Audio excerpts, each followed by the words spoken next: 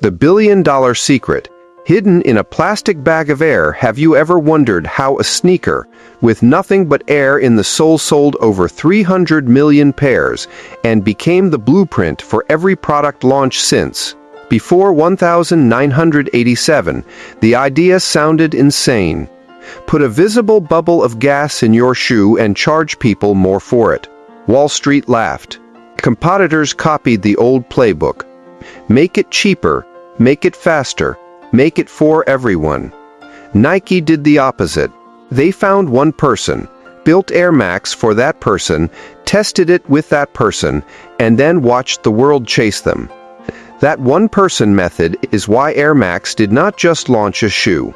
It launched a way of thinking that every entrepreneur, job seeker, and side hustler can steal today. Whether you are unemployed, underemployed, on Social Security, or just tired of guessing what customers want, this story is your map. This is part 1 of a 3-part series. We are breaking down how Nike identifies potential customers and tests products using Air Max as the case study. Today we will uncover the first 3 of 8 principles Nike uses, show you how they stack up against companies that failed, and give you exercises you can use this week to ideate your own product. Part 1. Find the person before you find the product. Most companies start with the product. Nike starts with the person. The Air Max story proves it. Here is how. Principle 1. Start with the obsessed, not the average. In the early 1980s, Nike's running business was getting eaten alive. Reebok had aerobics. Adidas had heritage. Nike had inventory. The average customer wanted comfort and a decent price. If Nike built for average, Air Max would never exist. Instead, they went to the fringe. They found runners who were obsessed with 2 things: performance and feeling something new underfoot. These were marathoners, sneaker collectors, and design geeks who talked about cushioning the way musicians talk about guitar tone. Nike called them performance purists. How Nike used it for Air Max. Engineer Frank Rudy brought the airbag idea from aerospace. Most focus groups hated it. It looked weird. But a small group of elite runners said, "If you can show me the air and I can feel the difference on mile 20, I am in." Nike listened to the obsessed 10%, not the confused 90%. They made the air visible because those purists wanted proof, not promises. Compare with other companies. When Crocs launched, they targeted boaters and hospital workers who needed non-slip, washable shoes.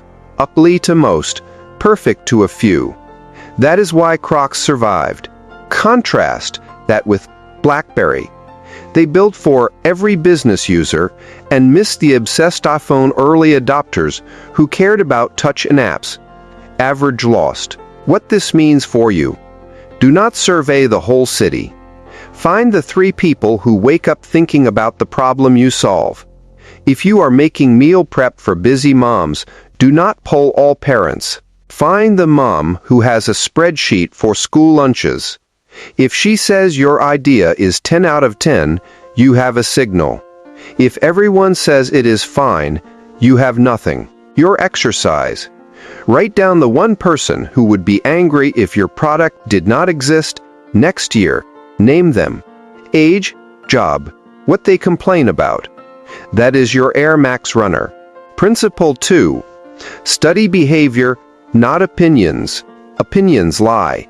Behavior tells the truth. Nike knew this before data was cool. How Nike used it for Air Max. Before Air Max 1 launched in 1987, Nike did not just ask runners, "Do you like visible air?" They watched them. Had they set up cameras at tracks? They noticed elite runners would press the midsole of shoes to test cushioning in stores. They saw young kids in New York flipping shoes over to see the tech. That behavior told Nike, show the technology. Do not hide it. So Desire Tinker Hatfield cut window in the midsole.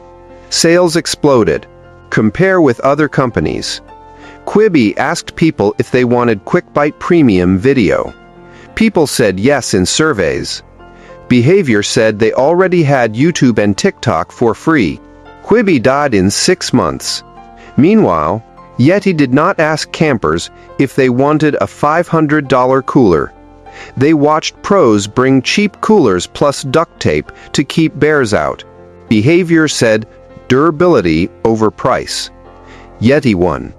What this means for you: if you are unemployed and testing a tutoring service, do not ask parents, would you pay? Watch them. Do they already pay for Kumon and complain in Facebook groups? Do they drive 30 minutes for a good tutor? That is behavior. Build there. Your exercise for the next 3 days: shadow your potential customer. Where do they spend time and money related to your problem? What workarounds do they use? Write down 3 behaviors that prove the pain is real. Principle 3. Test in the wild, not in the lab. Lab tests give you clean data. Real life gives you truth. Nike tests where the customer sweats, falls, and shows off. How Nike used it for Air Max. Nike did not release Air Max 1 worldwide on day 1. They seeded it with running crews in Oregon, fashion kids in New York, and musicians in London. They watched which laces broke, which colors got scuffed, and which groups started calling it a status symbol. They saw kids wearing them without running at all. That wild test told Nike the Air Max was not just a runner. It was culture. That insight created Air Max 90, 95, 97. Each one tested with a subculture first. Compare with other companies. Google Glass tested in labs and with tech CEOs. Result: privacy backlash and zero style. They never tested with bartenders, teachers, or parents at soccer games. Snap Spectacles tested at pop-up vending machines on Venice Beach. Real people, real sun, real reactions. They learned fast, failed small, and iterated. What this means for you: you do not need a focus group. You need a sidewalk. If you are designing a new backpack for gig workers, give 5 prototypes to DoorDash drivers for 2 weeks. Pay them to beat it up. If they do not ask for version 2, you do not have a product yet.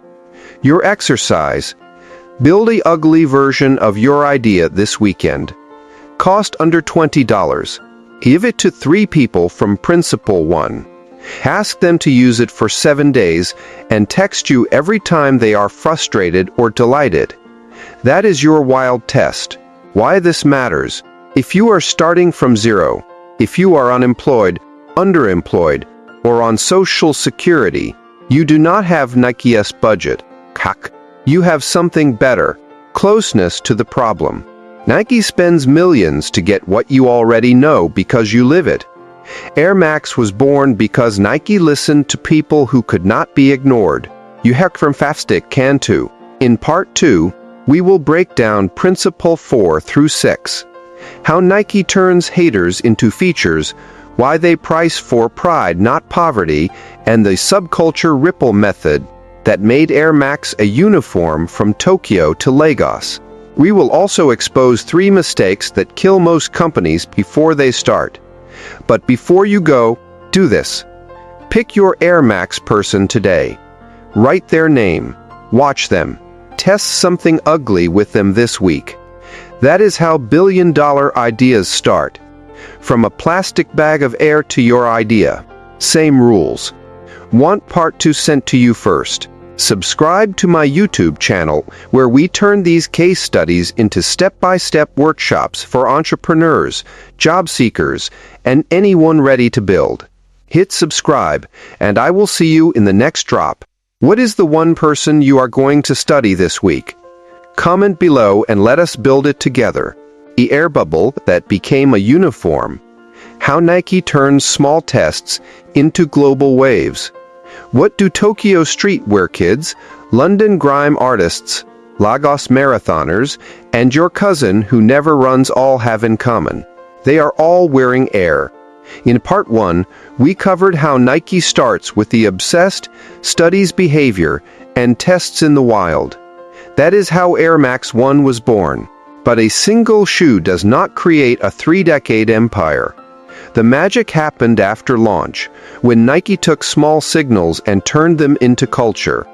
This is Part 2 of our 3-part series. Today you will get Principle 4 through 6 of Nike's customer playbook, plus 3 deadly mistakes other companies make when they try to copy Air Max. If you are an entrepreneur, unemployed, underemployed, or on Social Security and trying to ideate your next product, these are the moves that separate guesswork from greatness. Turn small signals into big movements. Nike does not go mass market first. They go micro-famous first. Here is how. Principle 4. Turn haters into features. Most companies hide criticism. Nike engineers with it. How Nike used it for Air Max. When Air Max 95 dropped with its visible forefoot air and aggressive, layered upper, runners called it too much. It looked like a human ribcage. Fashion critics said it would never sell to women. Traditional athletes said it was a gimmick. Nike did not redesign it to please everyone. They doubled down. They took the too much comment and made the marketing say, engineered for the athlete in you. They put it on the feet of rebellious musicians and counterculture kids in London who wanted to look too much. Sales tripled. The hater comment became the feature. Compare with other companies. When Tesla's Cybertruck was unveiled, people laughed at the angles and the broken window. Tesla did not smooth it out. They leaned into apocalypse proof and pre-orders and pierced 1 million. Contrast that with New Coke. When a small group of loyalists hated the taste change, Coke panicked and reversed it. They let haters kill innovation instead of using the hate to find their true fans. What this means for you. If you are testing a food delivery idea for night shift nurses and 3 nurses say, this container is bulky, do not shrink it yet. Ask why. If they say, because I need it to fit in my tiny locker and not leak in my bag, you just found your feature. Locker fit, spill proof. Haters write your product spec for free. Your exercise. Launch your ugly prototype from Part 1.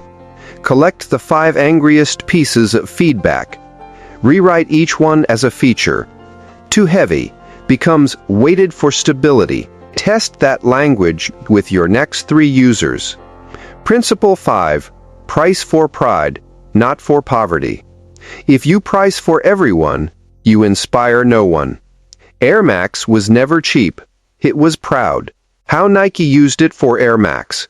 In 1987, Air Max 1 cost $80. That was serious money. Parents complained. Competitors went to $50. Nike watched what happened next. The kids who saved for Air Max wore them cleaner, talked about them louder, and treated them like trophies. The price created stories. By Air Max 97, Nike went to $150 and sold out in silver because it felt like wearing a luxury car. Nike learned that their potential customer was not buying cushioning. They were buying status, identity, and membership. Price was the bouncer at the door. If you could get in, you belonged. Compare with other companies. Apple did this with iPhone. Everyone said, no one will pay $600 for a phone. Apple priced for pride and created lines around the block. Dollar Shave Club did the opposite on purpose. They priced for poverty, then built pride around not paying for blades with a rocket. Both work, but only if you know which customer you serve. The mistake is pricing in the middle. When Peloton dropped prices to chase everyone, their early obsessive fans felt betrayed and growth stalled. What this means for you. If you are underemployed and starting a cleaning service, do not be the cheapest. Be the landlord-approved, Move out guaranteed service and price 10% above the market. Your potential customer is not everyone with a dirty apartment. It is the renter who will lose $1,000 deposit if the place is not perfect. They pay for peace of mind, not mop strokes. Your exercise. Write down the emotion your customer buys.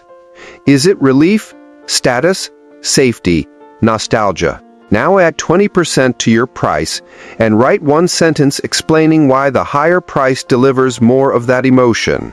Test it. You will be shocked how often too expensive was really too unclear. Principle 6. Use the subculture Whipple method. Nike does not market to the world. They market to a world inside the world. Then they let it ripple. How Nike used it for Air Max. Air Max 90 was big with runners. But Air Max 95 blew up because of European gabber music fans and UK football casuals who wanted aggressive, tech-looking gear. Nike never ran a gabber ad. They just seeded product with DJs and watched the photos spread. Next, Japanese streetwear stores in Harajuku picked it up. Then hip-hop artists in New York. Each subculture remixed Air Max for their own meaning. Runners, ravers, stylists, collectors. The ripple became a wave. Nike's rule. Win the 1 meter, then the 10 meter, then the city. Never launch to a country. Launch to a block. Compare with other companies. Red Bull did not sponsor Formula One first. They gave free cans to DJs at 3 a.m. in clubs, then to extreme sports kids, then to college libraries during finals. Subculture to subculture. That is why it feels like it is for you, no matter who you are. Contrast that with Juice Zero. They launched to everyone who likes juice, with a $400 Wi-Fi machine. No subculture, no story, no ripple. Dead in 16 months. What this means for you. If you are on Social Security and making handmade soaps, do not sell natural soap for everyone. Find the subculture. Maybe it is eczema moms in Facebook groups, or bus drivers who need something that cuts diesel smell. Win that 1 meter. Ask them to post their before and after. Their community becomes your marketing team. Your exercise. Name 3 micro-communities who feel misunderstood by big brands. Pick one. Spend 2 weeks inside their world. Comment, help, learn their language. Then offer your product only to them for 30 days. If they claim it as theirs, you are ready for the next ripple. 3 mistakes that kill companies before they start. Nike's playbook works, but only if you avoid what killed everyone else. Mistake 1. Building for a demographic instead of a psychographic. Other companies say, our customer is males age 18 to 34. Nike says, our customer is anyone who feels like they have something to prove when the sun comes up. Demographics are lazy. Psychographics are why a 60-year-old marathoner and a 16-year-old sneakerhead both buy Air Max. If you cannot describe your customer's inner voice, you do not have a customer yet. Lesson learned. Write the sentence, my customer lies awake at night, thinking about _1. If you cannot fill it in, go back to principle 1. Mistake 2. Testing for approval instead of testing for intensity. Companies run surveys asking, do you like it? And celebrate when 80% say yes. Nike asks, how disappointed would you be if you could never buy this again? And looks for the 40% who say, very disappointed. Approval is weak. Intensity is gold. The original Air Max had mixed reviews, but the people who loved it really loved it. That intensity funded 30 years of models. Lesson learned. After every test, ask one question. On a scale of 1 to 10, how angry would you be if I took this away tomorrow? You are not getting 8s, 9s, and 10s. Keep iterating. Mistake 3. Scaling before the story is solid. Companies see one good week of sales and rent warehouse. Nike saw kids in New York cutting the swoosh off other shoes and sewing it onto Air Max knockoffs before they scaled Air Max 95 globally. That weird behavior told them the story was solid. The product meant identity, not just comfort. So when they scaled the story, not just the shoe. Lesson learned. Do not scale production until strangers are explaining your product to other strangers without you in the room. That is when you know the story is carrying the weight. Your move. This week, you have got principle 1 through 6 now. You know how Nike finds the obsessed, watches behavior, tests in the wild, turns hate into features, prices for pride, and ripples through subcultures. Here is your homework before Part 3. 1. Take your Air Max person from Part 1 and write their inner monologue. 2. Find the subculture they belong to and lurk in it for 5 days. 3. Raise your price on paper and write the one sentence that makes it feel worth it. In Part 3, we will finish with Principles 7 and 8. How Nike uses scarcity as a conversation starter and why they retire products to make them immortal. We will also share the final lessons learned and a step-by-step plan you can use to ideate your own Air Max, even if you are starting with $0. If this is helping you think different about your idea, subscribe to my YouTube channel. Every week we break down $1 billion case study into tools you can use right now. Hit subscribe so you do not miss Part 3. Comment below. Which subculture are you going to serve first? I rate every one, and I might feature your idea in the next video. Why Nike kills its own shoes to make them live forever? What if the smartest way to sell more was to stop selling? In 1995, Nike did something that looked like business suicide. Air Max 95 was the hottest sneaker on the planet. Resale lines wrapped around blocks. Then Nike pulled it. No warning. No restock. Just gone. Sneaker blogs called it arrogant. Retailers panicked. 6 months later, when Nike brought it back in a new color, it sold out in minutes at twice the price. That is the part no one tells you about Air Max. Nike does not just launch products. They retire them. They create endings so customers can create beginnings. Welcome to Part 3, final piece of our series on how Nike identifies potential customers and tests products using Air Max. If you are an entrepreneur, unemployed, underemployed, or on Social Security and trying to ideate something new, these last 2 principles are how you turn a product into a legacy. We will also tie all 8 principles together, share the big lessons learned, and give you a simple plan you can start today. Part 3. Make the ending part of the story. Rate companies launch. Nike launches and leaves. Here is why. Principle 7. Use scarcity as a conversation starter, not a sales trick. Scarcity is not about only 5 left.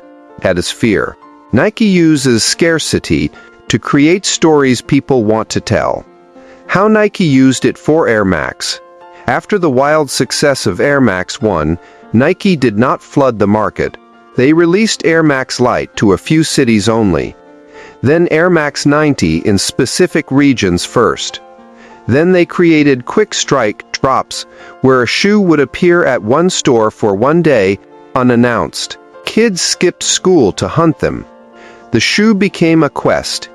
Every time you saw someone in a rare pair, you had to ask, "Where did you get those?" That question is free marketing. The key.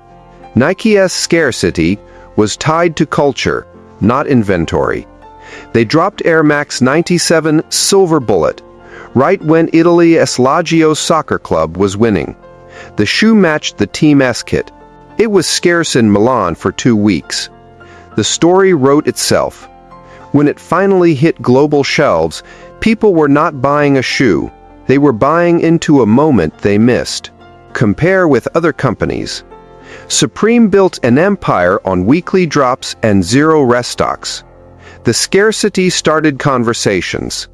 Contrast that with Beanie Babies. They used fake scarcity by retiring plush toys. But there was no culture, no story, no community quest.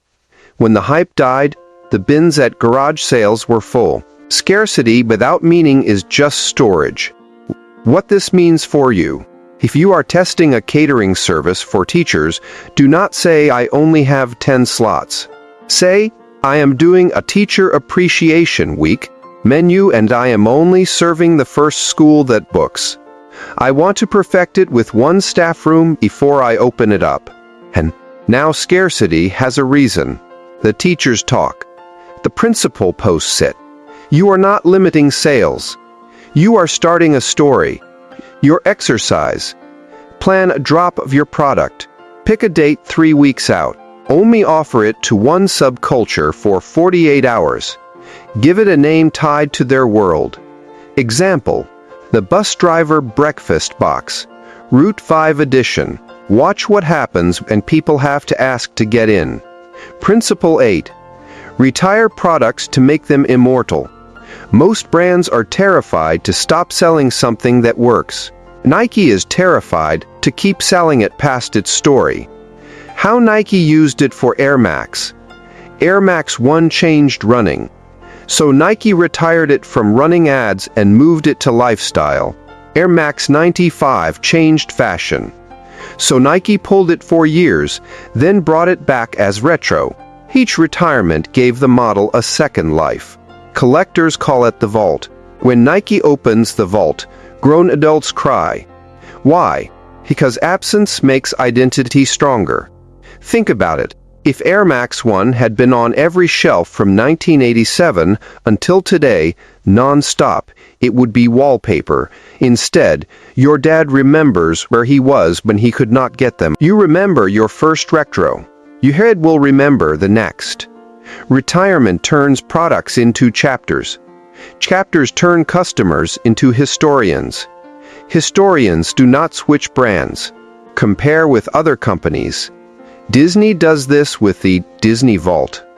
Movies like The Lion King disappear for 7 years. When they return, parents who saw it as kids now buy it for their kids. It is not a movie, it is a generation marker. Now look at Blockbuster. It kept everything on the shelf forever. Nothing felt special, nothing came back. They had inventory. Disney had eras. What this means for you, you do not need a vault. You need a season. If you are making planners for gig workers, release the Q1 planner from January to March only. On April 1st, it is gone. In October, you drop the Q4 Finish Strong edition with lessons from Q1 users. You just turn paper into a yearbook. People do not just buy it. They complete the set, your exercise. Write the retirement date for version 1 of your product before you even launch it. Tell your first 10 customers that date. This version ends May 30th. After that, it is gone forever. Scarcity becomes promise. Promise becomes loyalty. All 8 principles together. The Air Max customer map. Let us bring it home. Here is the full Nike Air Max playbook in one flow. No numbers, just steps. Step 1. Start with the obsessed, not the average. Find the person who would be upset if your product did not exist. Name them. Step 2.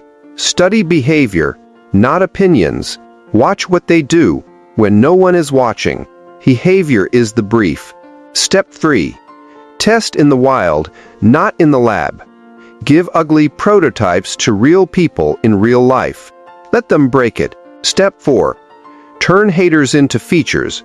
Take the harshest feedback and build it into the product story. Step 5. Price for pride, not for poverty. Charge for the emotion, not the material. Make the price part of the identity. Step 6.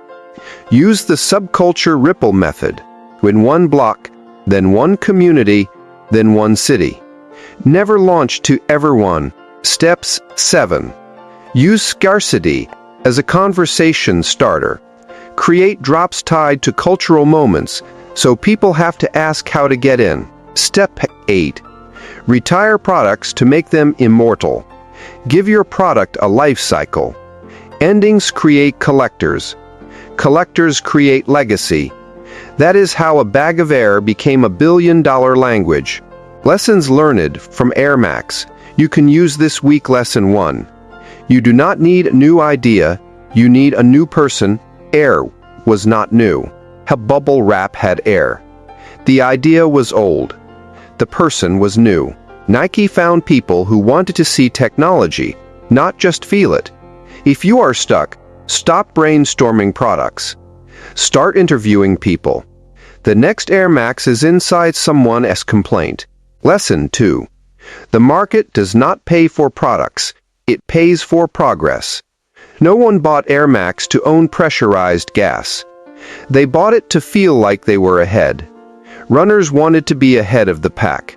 Kids wanted to be ahead of the trend. Ask yourself, what does my customer get to be ahead of when they use my thing? If the answer is nothing, go back to step 1. Lesson 3. If everyone understands it on day 1, it is too late. Air Max 1 confused people. That confusion was the moat. By the time competitors understood visible air, Nike was on Air Max 93. If your idea makes total sense to your uncle, your banker, and your old boss, you are probably too late. Confusion among the masses and obsession among the few is the signal. Your 30-day Air Max plan. You have got the principles. Here is how to use them starting Monday. This is for you if you are unemployed, underemployed, on Social Security, or just starting with nothing but time. Week 1. Find your one person. Talk to 5 people who live the problem you want to solve. Do not pitch. Ask them to walk you through the last time the problem ruined their day. Pick the one who had the most emotional story. That is your Air Max. Write their name on your wall. Week 2. Follow their footsteps. Spend 3 days shadowing or digitally following that person. Where do they spend money? What groups are they in? What do they hack together to survive? List 3 behaviors that prove the pain. That is your design brief. Week 3. Build the ugly test. Spend less than $20 and build version 0. It should embarrass you. Give it to 3 people like your Air Max runner. Tell them to use it for 7 days and text you every frustration. Collect the hate. That is your feature list. Week 4. Drop it, price it, end it. Pick one subculture from week 2. Announce a 48-hour drop just for them. Price it for pride by adding one sentence that explains the emotion it delivers. Announce the retirement date on day 1. Then shut up and watch who talks. If 3 people ask for version 2, you have a signal. If one person is angry, it is over. You have a customer. That is how you know. Final word. You are not selling a product, you are selling a chapter. Nike did not sell Air Max. They sold the chapter where a kid from anywhere could feel like they were wearing the future. That chapter got told in London, Tokyo, Lagos, and everywhere else because Nike never wrote it alone. The customers wrote it. Your job is not to be Nike. Your job is to find your air. It might be in a recipe, a service, a spreadsheet, or a story. Find the one person who needs it, test it where it hurts, and give it an ending worth remembering. This 3-part series is done, but your first chapter starts now. If this helped you see your idea differently, subscribe to my YouTube channel. That is where we take case studies like Air Max and turn them into live workshops, templates, and real-time feedback for entrepreneurs, job seekers, and anyone building from scratch. I drop a new breakdown every week. Hit subscribe so you get the next one.